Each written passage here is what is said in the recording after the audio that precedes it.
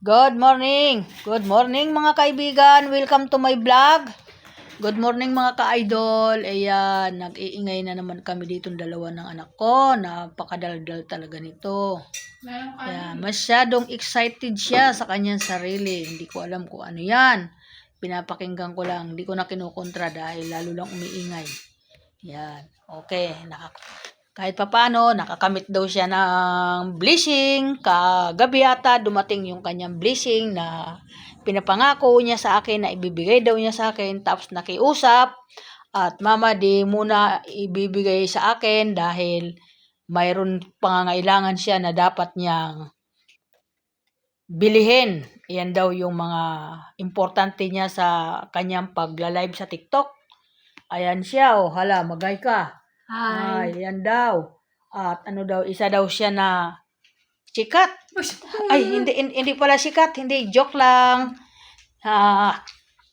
Ano lang siya, yung maingay, nai-excited sa kanyang mga dumarating na balita, na blessing. Balita pa lang naman yun mga guys.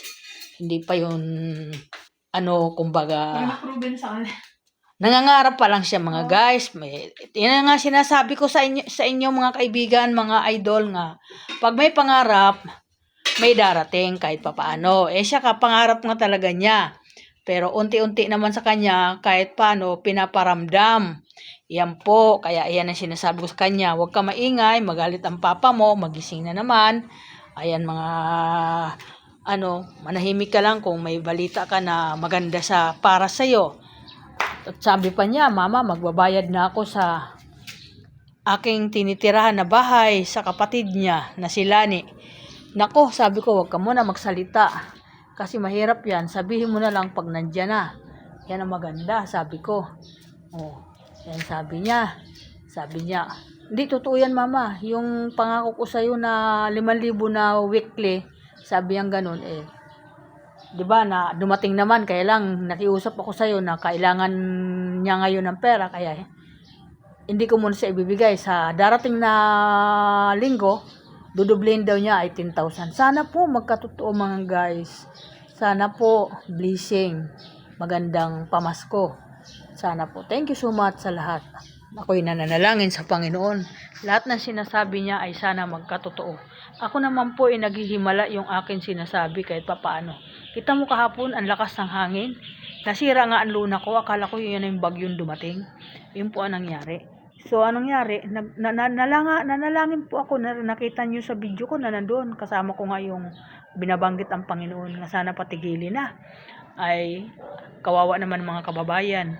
Ayun po. Alam mo, maya-maya, nawala na po yung hangin sa amin. Thank you so much, Panginoon.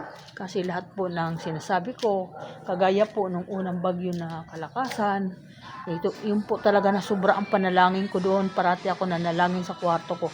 Na sobra ang lakas ng hangin. Akala ko tuklapin talaga yung bubong namin sa 10th floor. Alam mo po, mga inabot lang siguro siya ng mga 1 oras yung hangin na malalakas na binayo sa amin dito. Maya-maya po, hindi ko po kasi natutulog, pinakikiramdaman ko. Ayun po ang nangyari. Ay, naku, thank you so much, Panginoon, dahil pinahinto mo ang hangin. At pati ulan na malakas, hindi na po masyadong pumatak na malakas ang ulan. Ako po nagpapasalamat, kaya lang sa ibang lugar po, pinapanalangin ko din po yun na sana po,